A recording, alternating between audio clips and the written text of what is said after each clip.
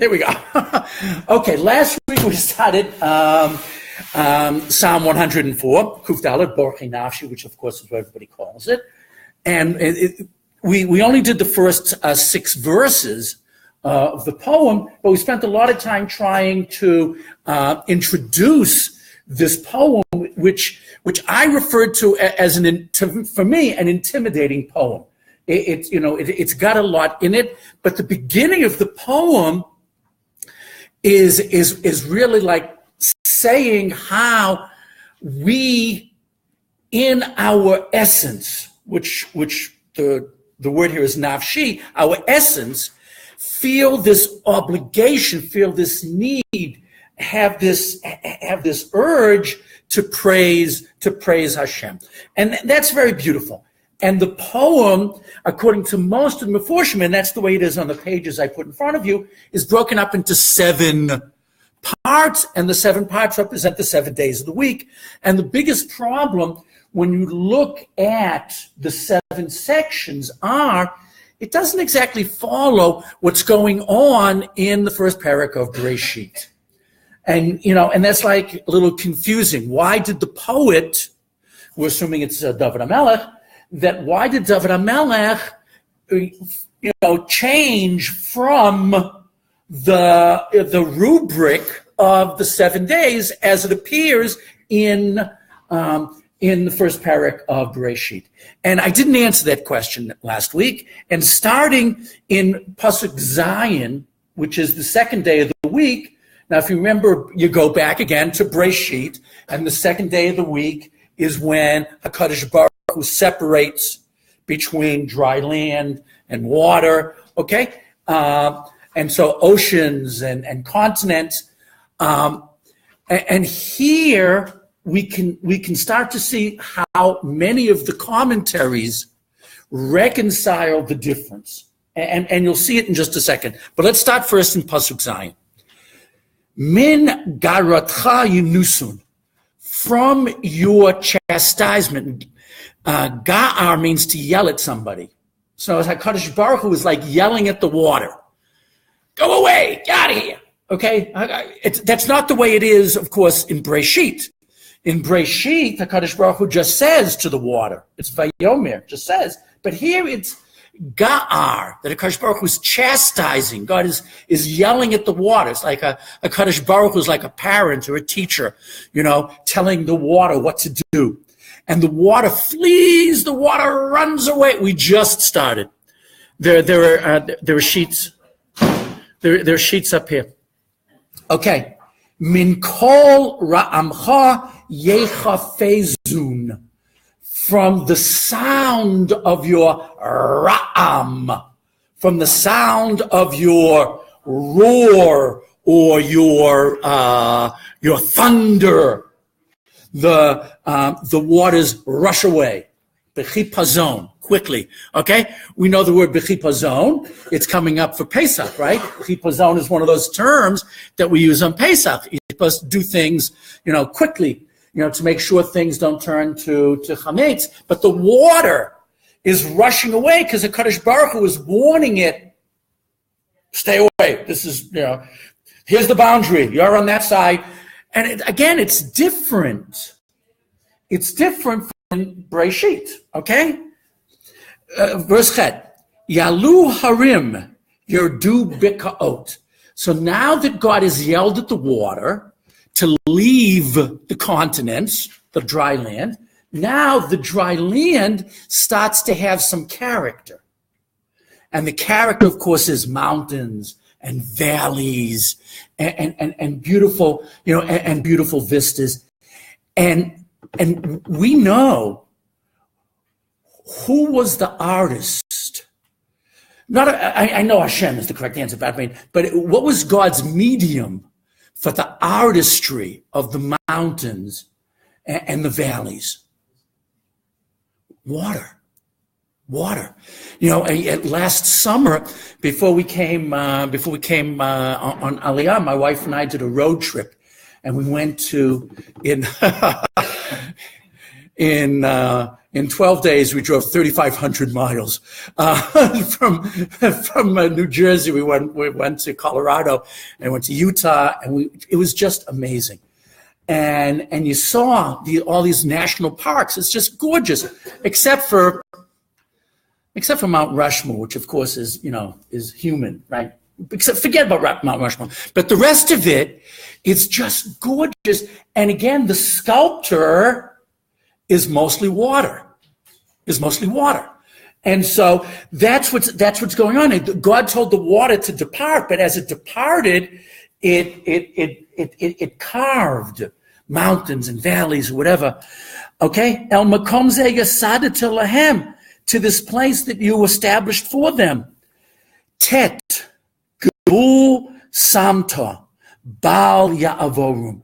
You, God, set a boundary not to be crossed.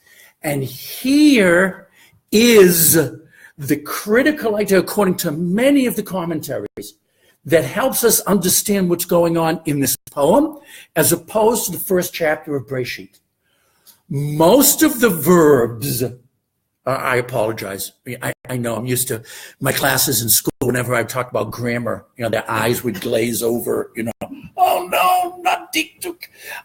Most of the verbs in our poem are present or future, which means these are activities still going on into the future. But a few of the verbs, like the second word in verse tet, samta, is a past tense.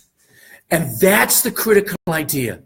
The past tense verbs are the material that's in the first parak of Breshit. The present and future tense verbs are not from Breshit. It's the poet, King David, telling us that this is the continuation of what happened on that day in the first week of creation. So some activity is still going on based upon God starting it at the beginning of Bria, starting, as we talked about last week, with the Big Bang, right? But these things are still going on, and that's why they're different from Breshit. But when God says, Gvul Samta, you placed a boundary between the water and the ocean, that was done on the second day, back then. And even though I know we have, global warming and the most of Florida is going to disappear, forget about that. But basically the basic boundaries between water and dry land are basically in place, even though there's shifting, when there's a period of ice ages, there's more dry land. When there's periods of melting, then there's more ocean. But basically, it's intact from the second day of creation, from that period of Bria. So that's important here in Pasuk Tet. So whenever we're reading this material, we can separate what comes directly from Breshit and what the poet David HaMelech is describing as still going on nowadays. Okay? Everybody with me? That's a very important idea that we never got to last week. Okay. The continuation of nature, correct. The continuation of nature. Now, we've got something else to say in just a couple of minutes about the water. We're not done. Water is going to be very important for a while here. The end of the ninth verse, Tet, Baal Yeshuvun. It's never going to come all the way back. Forget about Kevin Costner's terrible movie Waterworld. That was a disgusting movie.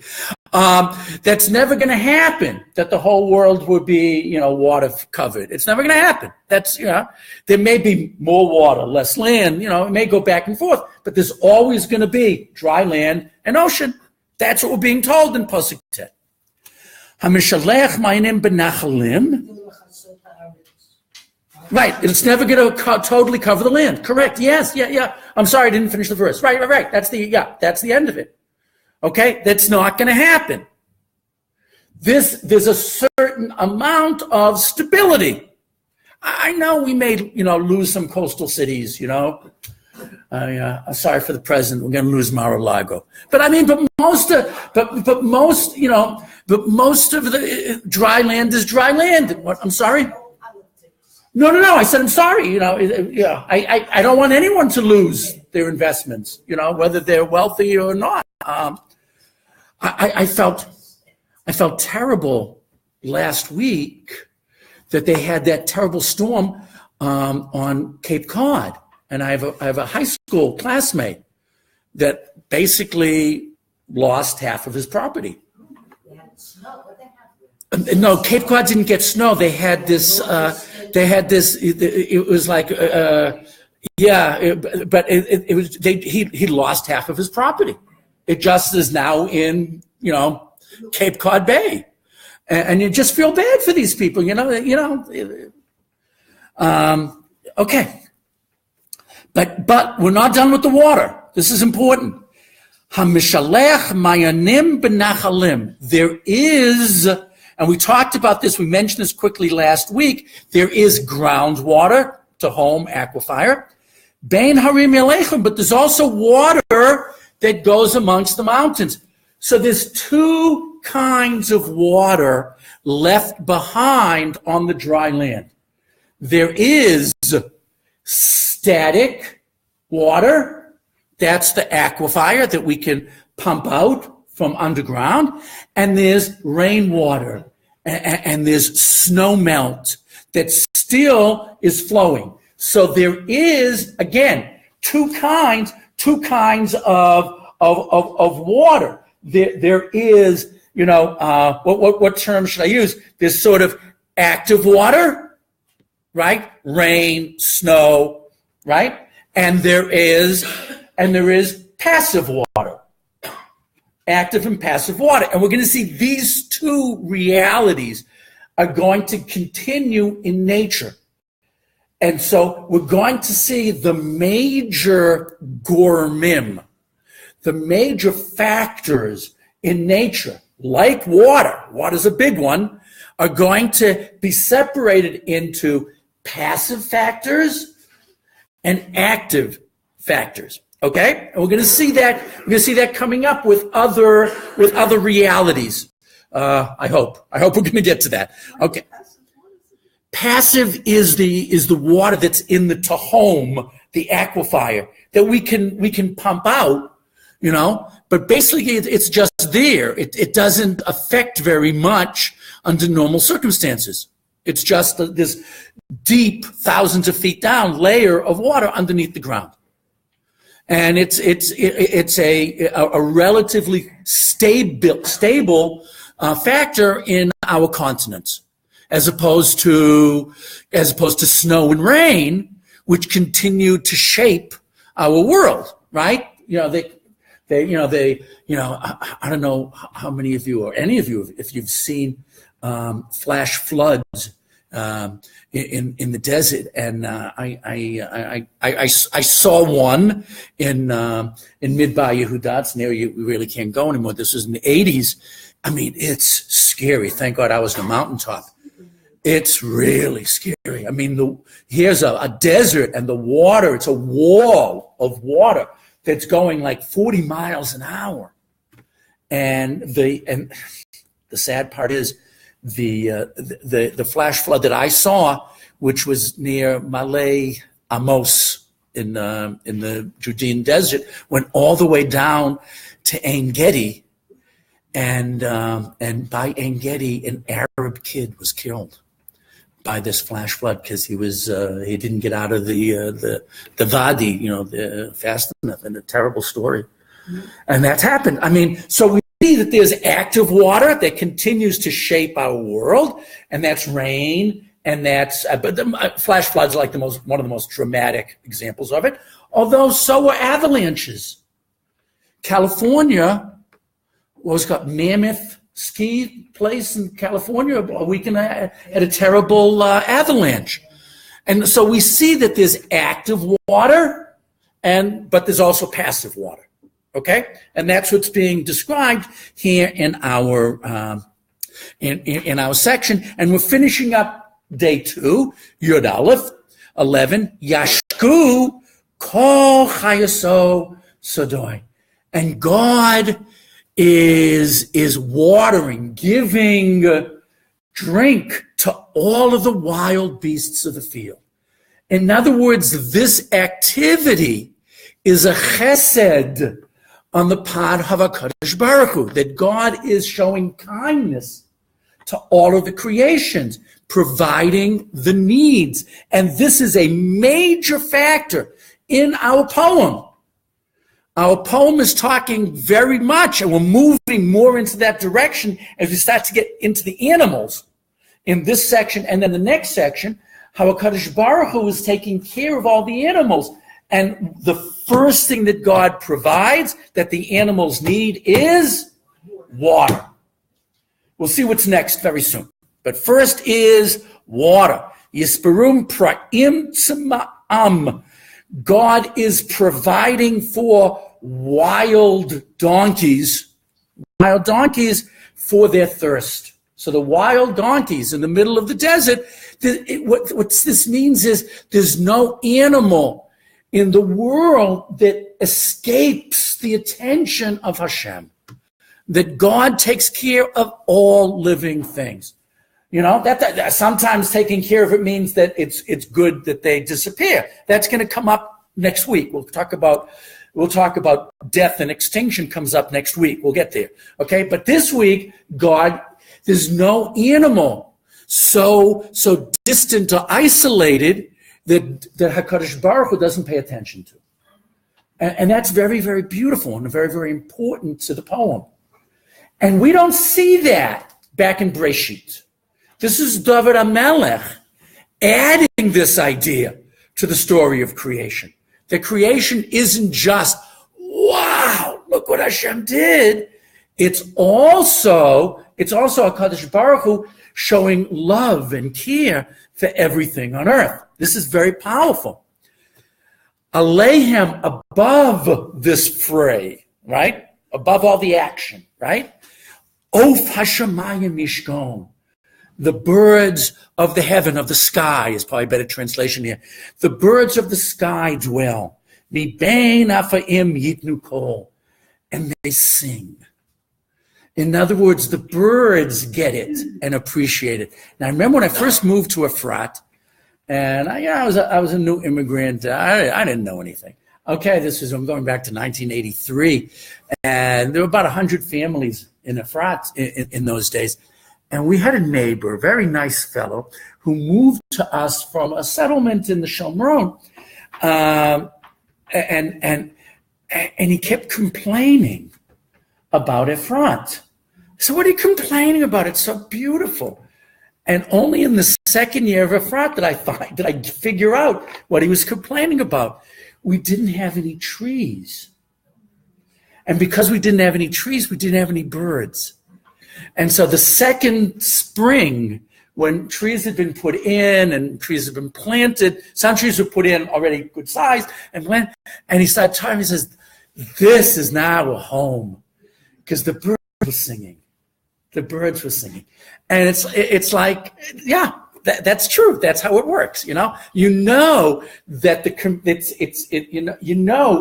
it's there and settled and developing. And when there are birds, because there are trees and there's everything. And David HaMelech, who of course is so observant and so sensitive, just notices all this. He just notices all this, and that's that, and he's informing us. Okay, that's day 2. Now we go to day 3. My plan, by the way, is to get to day 4. I hope we get there. Otherwise, I'm never going to finish in 3 times. But we're going to try to do day 3 quickly. Mashke harim ma'aliotav. And the mountains, they get watered, they get drink from above them. So, of course, that's like the snow and the rain, and that's back to the active water, okay? So we're now talking in day 3, and now we're talking about active water. Now, if you go back to Breshit, day 3 is where we see the first vegetation, right? So the first vegetation is a result, of course, of water, of rain. So that's the active water. After the second day, we're no longer interested in the passive water that's in the oceans or in the Tahom. We're only interested in the active water, which is the fresh water that rains and snows upon us. Mipri ma'asav tispa haaretz. Hashem, through the rain and the snow, is taking care of perot. It's causing fruit. It's causing the land to be fruitful. That the rain and the snow is providing for us the needs of society, which is fruit, which is food. Okay? Matzmiach chatzir labehema. Now, I don't know that in Yudal in 14 we've got 2 terms. We've got chatzir and then we have esev. I have no idea what the difference between those 2 terms are. Do we have some English? What does he try? They both mean grass. Chatzir is vegetation. He says vegetation. Esev is plants. Esev is plants. They both mean grass or hay. What's he got? Well, he makes grass grow for the cattle and vegetation for man's needs. Yeah, but anybody use the word Esev and mean vegetation? When everybody says Esev, they always mean grass, right? So there's 2 kinds of grass. There's 2 kinds of grass. I mean, I'm not even talking about marijuana, but there's 2 kinds. There's 2 kinds of grass. One is the wild grass, and that's the chatzir, and that's for animals. That's animal fodder, hay, etc. And then there are the cultivated grasses. And the cultivated grasses are, what are the cultivated grasses? No. Wheat, spelt, barley, oats, rye. Okay? So the first one is the stuff for the animals. Raw vegetation. The second, raw grass and hay. Okay? The second one is what humans have developed. You know, the beginning of technology for humanity. Now what I'm going to say is a little bit debatable because, but I think it's true. Some people say the beginning of human technology was the making of tools. Okay, and then you can make a case, you can make a case that in the Stone Age and all that jazz. Okay, but the beginning of real technology, according to many anthropologists and historians, was the making of bread, and this has really made humanity into a successful species. Until we started making bread, we were always on the edge of extinction. Maybe the animals wouldn't show up this year, or maybe the berries and the fruits won't be there. But once we started growing wheat and the other, the other grains that we make into bread, that's when human populations could grow, and that started around 5,000 years ago, and so and from there we started with machinery. What was the first machine? Right, a grinder. I'm sorry. Could have been the plow. I thought it was grinders. Yeah, I thought it was the grinders for the brake, but it could have been the actual plow for plowing but we see that the first machinery, technology, again, it all had to do with, and that's what's going on here. And so look what happens. God brings out the raw wheat, raw hay for animals. and the more sophisticated, developed kinds of grains for humans to make into bread, lahotzi lechem min haaretz, to bring bread from the land. Baruch atah Hashem Elokeinu melech haolam hamotzi lechem min haaretz. We are thanking God for helping us bring bread from the land. This is an amazingly important idea. The difference between humans and animals. Animals just get it from God. We partner with God. This line, and it's going to get more developed in the next verse. This line, I believe, is why this is the psalm for Rosh Chodesh. Shabbat represents, and we talked about it, yesterday in Shul. Okay, what's Shabbat? Don't do anything. Sit there passively. HaKadosh Baruch Hu every Friday says it's now holy. And that's why the bracha that we say on Friday night in Kiddush is Baruch Atah Hashem, blessed you God, Mekadesh Shabbat. God, you sanctified Shabbat. We've got nothing to do with it. We just sit there like Psalm 92 and look at nature and say, wow, God, you just gave us it all. That's not Rosh Chodesh. Rosh Chodesh, God said to humanity, you are my partners. Together, we terraform this world. We make this world special. And you know what you guys have the power to do? You can tell me when Rosh Chodesh is. The Jewish court in Jerusalem sits there and says, today is Rosh Chodesh. And a Kadosh Baruch Hu in heaven smiles and agrees. Because we're partners. And that's why the blessing on Rosh Chodesh and on Chagim is not Baruch Atah Hashem Mikadesh HaChag. Blessed are you, God, who sanctified the holiday. What do we say? Baruch Atah Hashem Mikadesh Yisrael, who gave us the power to share in the ability to spread Kedusha. In other words, HaKadosh Baruch Hu said, Rosh Chodesh is holy, or Pesach is holy, because God allowed us, confirmed our action.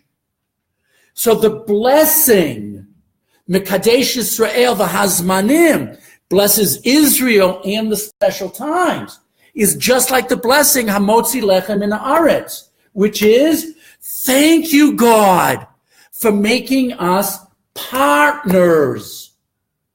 And that's the difference between Shabbat and Chag and Rosh Chodesh.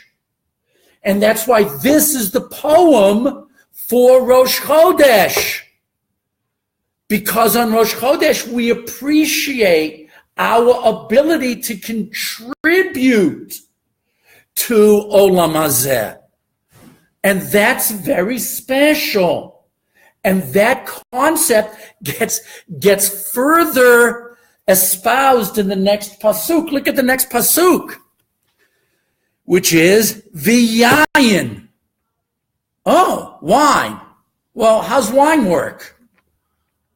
How's wine? Well, I mean, if you've got kids, you know how wine works. Oh, do I have to? No, but not that kind of wine.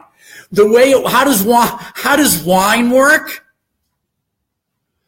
We pick the grapes. We crush the grapes. Okay, whenever I think of crushing grapes, I can't help but think of Lucy. Lucille Ball of Lucy, and the crushing the grapes, it's like I can't get that image out of my head. Okay. So, anyways, and then we let it, then we let it age. We figured out. Listen, if we didn't figure out how to make wine, we could eat grapes for 2 or 3 weeks. And then that's it. But once you can make it into wine, once you can ferment it, you've got those grape calories for years. They never go bad. And this was an amazing discovery that HaKadosh Baruch Hu blessed us with the ability to find it and work on it. You know who was one of the great oenologists, wine experts? Rashi. Yeah, Rashi talks about. I mean, these Rashis. They talks about making wine. I'm totally lost. I haven't got a clue what he's talking about. But it's interesting that Rashi feels it's important to let us know how important the making of wine is, and so does David HaMelech. Wine is samach levav enosh. Now, if you ever go to, and you should, if you ever go to Zichron. And you go to the the winery. This is a huge sign on these vats that they have. On the Carmel Winery, it says "V'yayin yisamach levav enosh." And wine gladdens the heart of man. But that's not it. It doesn't end there, because first we make the wine, and the next one lahatzil panim mishamen, and he brightens our faces with olive oil. He brightens our faces with. I've mentioned this before. I personally find this disgusting. I just can't. The idea of smearing, oil all over ourselves, I just do not find attractive. Okay. But forgetting about that, it was a big deal in the pre-modern world, and that's technology. It's technology to make the olive oil, to grow the grapes, to crush the grapes, and you need machinery. And again, this is humans sharing with God in the creation of the necessities of life. Okay? And then the third one, lahotzi lechem min haaretz, is of course bread. Okay, velechem levav enosh yisad. Now, of course, we know from this pasuk is also a halacha that the definition of a seudah, the definition of a meal, there's a halacha, as well as the beauty of the poetry and the concept. There's a halacha there that the definition of a seudah, of a meal, is bread. And based upon that, we talk about in Shabbos was to eat 3 meals, Yom Tov was to eat meals. So a seudah must contain bread. But okay, so that's a side issue. It's important, but that's not the point of David HaMelech. And so here in our poem 104, David HaMelech is talking about the partnership with HaKadosh Baruch Hu in agriculture, okay?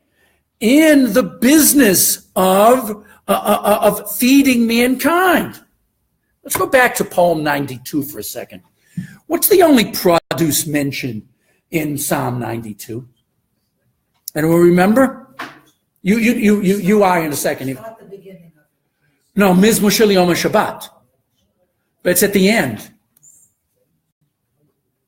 The only vegetation, the only food stuff mentioned in Psalm 92 is tzadik ketamar yifrach, is dates. What do humans add to dates? Nothing. Dates are perfect, right off the tree. So in other words, back Psalm 92, which is Shabbat, humans don't do anything. But here we are in Psalm 104, and it's all about humans and God together terraform planet Earth. And this is the difference between Rosh Chodesh and Shabbat. Shabbat is about partnership with the HaKadosh Baruch Hu, and Shabbat is about us passive in our appreciation of HaKadosh Baruch Hu, and both are appropriate at the proper time. Just one second. And this idea is going to get even further elucidated at the beginning of day number 4. We'll see that in just a minute. Please, I'm sorry. Just to emphasize, we heard a nice word on water. You just make a shot cold.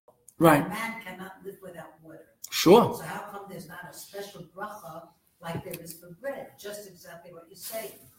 Water, we do nothing. Right. It's there for us. We don't have to plant it and fresh it and whatever. The more complicated the bracha, the greater the input of humanity. That's true. That's true. The more complicated the blessing, that means the more the humans have put into the production of that item. Correct. No, very well said. I don't know who said it, but whoever it is, I agree with them. No, I agree with them. I agree with them. But that's the point that David HaMelech is making. The point that David HaMelech is making, and it's extremely important and powerful, which is why I believe the birthday of the Jewish nation is Rosh Chodesh Nisan. Because with Rosh Chodesh, humanity, specifically Klal Yisrael, partners with HaKadosh Baruch Hu in Briat Olam, in terraforming the world. And that's why we came of age. Hashem said, you are now mature enough to share with me. And that's why Rosh Chodesh Nisan, both in the first year before we left Egypt, we got the mitzvah of making a calendar. And we make the calendar. The Egyptians didn't make a calendar. Who made what made the calendar for the Egyptians? The Nile River. Now, the Nile River announced the seasons based upon, they had markers, how high it was. And nobody did anything. The Nile River told them when, okay. But with the Jews, no. We look in the sky and we decided, and together with the Kadosh Baruch Hu, we decide when the holidays are going to be, and we develop it together. And that was the beginning of our partnership. And then you go to year 2.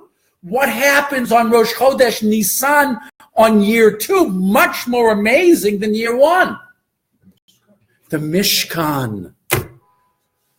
The Mishkan, we dedicated the temple. We brought sacrifices, offerings to HaKadosh Baruch Hu. For the first time, the Kohanim blessed the people. In other words, everything Rosh Chodesh Nisan is about partnering in spirituality with Hashem. And that's why it's our birthday. That's why Rashi, the first Rashi in Chumash, says the Torah theoretically should start with HaChodesh Hazeh Lachem.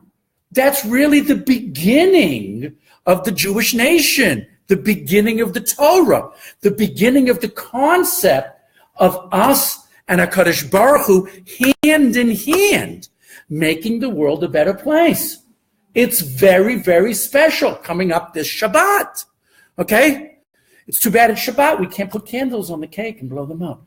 But it's very important that we understand this relationship with Hashem that began on Rosh Chodesh Nisan.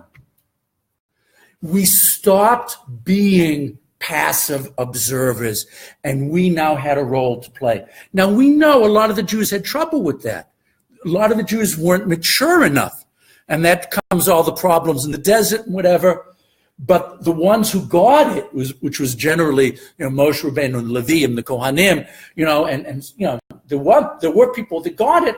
They eventually were able to allow this to work its way down through the people. It took a long time for that to happen.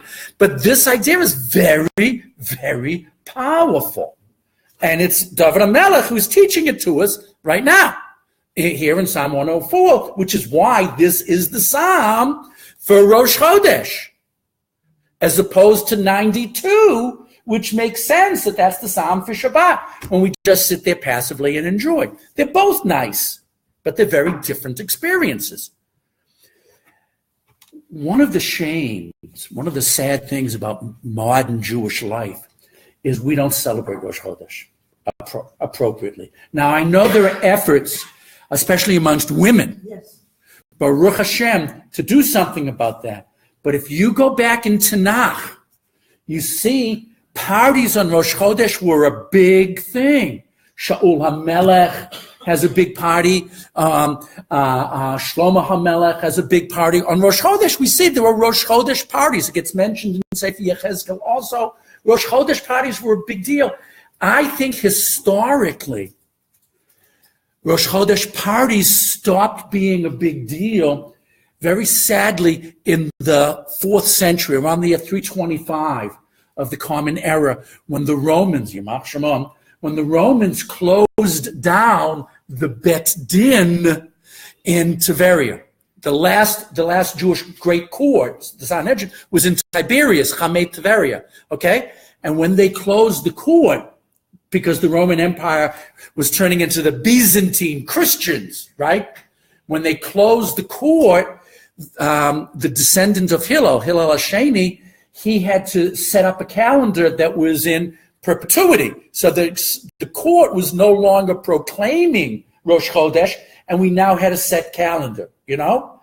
I don't know if they went to the funeral home to get their copy in those days, but everybody had their, isn't that where you always got your calendar from the funeral home?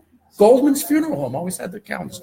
But anyways, so in Malden, where I grew up. So anyway, so what happened was, once the calendar was set and automatic, I think, this is my own opinion, I don't have any proof for it, and I could be totally off base, but I think it's true that from that point on, people were less into making special events on Rosh Chodesh. That before that, the court and the kings and whatever had a special, had a special interest in trying to encourage people to come and give the testimony that they saw the moon, and that was making these special parties for Rosh Chodesh. But I think that starting in the 4th century, we no longer.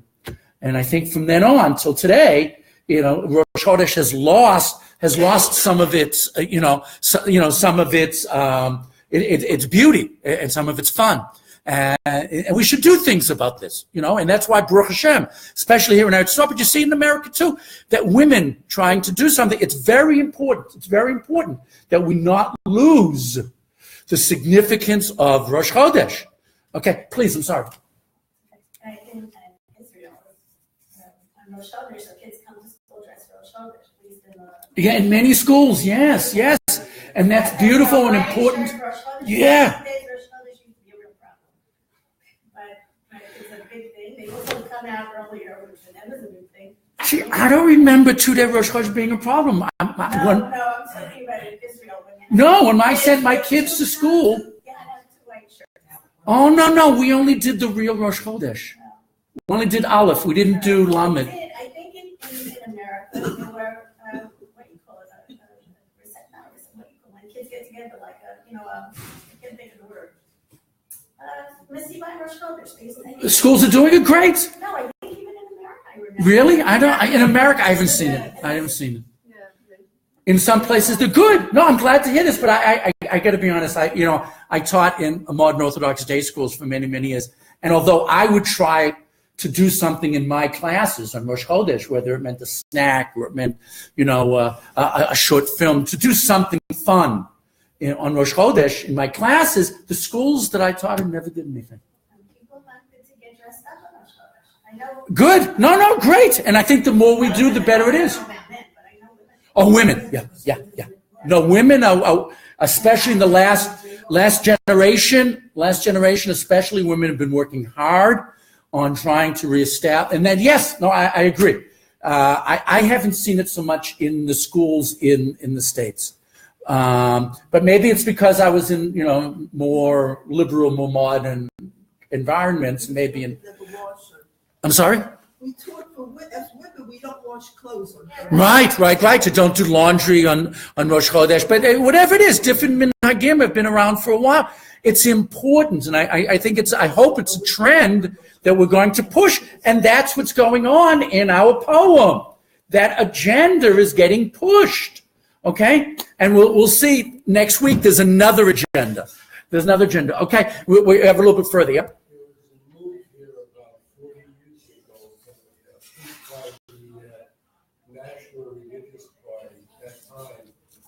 Mafdal of blessed memory.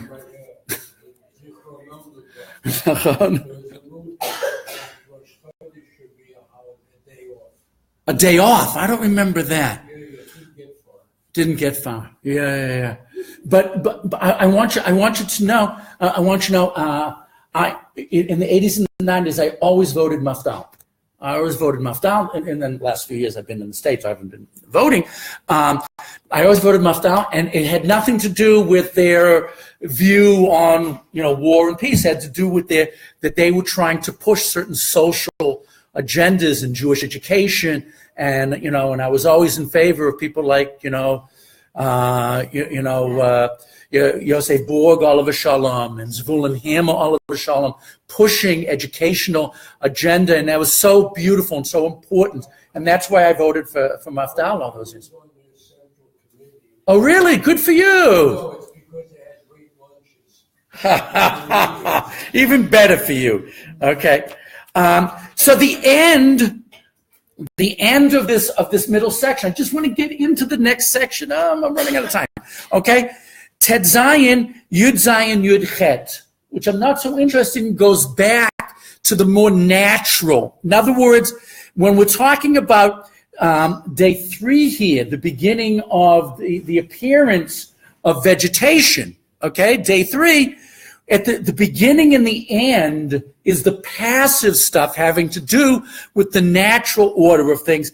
But we're interested in the middle, Yud Daled Tet Vav, which is about humanity actually contributing and taking over and making agriculture and feeding the world. Okay, it's interesting in Yud Zayin. I don't know what they're talking about here, but because historically the Hasidah, anybody know what bird the Hasidah is? Yes, the stork. The stork. Historically, the Hasidah doesn't live in Israel. So I'm not sure what's going on. Maybe one time they did live here. I don't know. The Hasidah are big birds, but they go through Eretz Yisrael twice a year. Once in the fall going from Europe to Africa, and once in the spring around now going back north. And it's wonderful if you can get down to the Arava and see them flying, huge birds. But it says that they were living in broshim. Broshim are like pine trees. And I don't know what this is talking about because we don't have them. I'm sorry? Not in the Arava, but we don't have storks. Unless they're talking about a different bird. They stopped. No, they don't stay here. They stop. Yeah, they're just migratory here. There may have been another bird. Yeah. But I don't. I don't know what it's talking. It's not our Hasidah. So it's not a big deal. It just bothers me because it's clearly talking about something I don't get, and I don't know what David HaMelech had in mind. He wrote this 3,000 years ago, and situations change, and he may have had another bird in mind, another tree in mind. But okay. And then at the end, it talks about Harim Gavrim Ye'elim. I love Ye'elim. Do you know what Ye'elim are? Ibexes. I love ibexes. They're these little mountain goats with these huge sweeping horns. I just love Ye'elim. When they, in many places, they're no longer afraid of humans. So, yeah, ibex. It's the ibex. Yeah. If you go to Mitzpeh Ramon, they're just walking around, and you can even pet the little ones sometimes. It's so sweet, and they're so cute. So I just love Ye'elim. And then it talks about Slaim Machzeh L'Shafanim. Anybody know what shafanim are? I'm sorry? No, not here. Hyrax. It's hyrax. It's a rodent that lives in the desert in these holes in the wall. Oh yeah, they have them in the Golan too. Yeah. I'm used to seeing them though. Really, like if you walk through Ein Gedi. You can see the holes in the wall, and you see these cute, fat little I know they're rodents. They're really like, Like rodents, and they're very scary. You thought they were rats. yeah, but they're cute. And the But they don't. They're cute. They're fat and pudgy, and you just. So, anyways, I like this pasuk because I like the animals in the verse. I like the animals in the verse. What can I tell you? Okay, I really wanted to get a little bit, a tiny bit. So, verse Yud Tet, which we're going to say they have to start with next week, and I wanted to leave it. But Yud Tet gets into the special nature of Rosh Chodesh. And the special nature of Rosh Chodesh is connected to the moon. And so, of course, we know when you go to the fourth day of Bereshit, it talks about the sun, the moon. And that's what we have to start with next week. But Ezrat Hashem, we have to start next week is what's the difference between the sun and the moon? Why the moon? And that's really, again, gets us back into Rosh Chodesh. So issue number one for Rosh Chodesh is agriculture and our partnership with HaKadosh Baruch Hu. Issue number two has to do with us choosing the moon over the sun, and we'll see why next week. And there's one more issue of Rosh Chodesh, and that's way at the end of the poem on the seventh day. And that is, if you look at Musaf on Rosh Chodesh, Musaf on Rosh Chodesh begins with Zman kapara lakol todotam, that Rosh Chodesh is a small Yom Kippur, and there's an element of tshuva, and that's the end of the poem. That's the end of the poem. So it's just, like I said, I find this poem a little intimidating because the issues are so big, you know.